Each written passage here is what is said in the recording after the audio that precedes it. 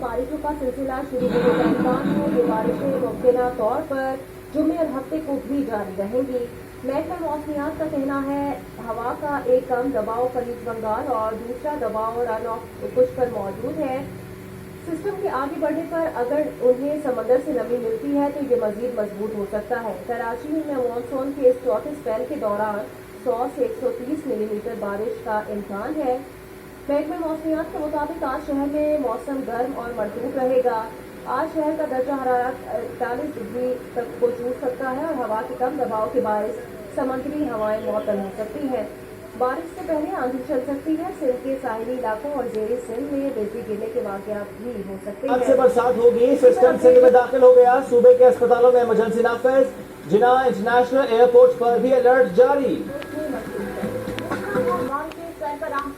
मगर बापा शहर के नाम की सफाई न कर सका।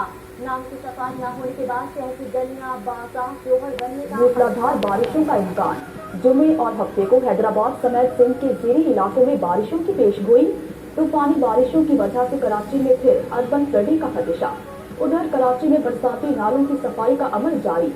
गुंजर नाला, कुरंगी और मवाज गोट नालों की कई पॉइंट्स पर क्लियर कर दिया गया।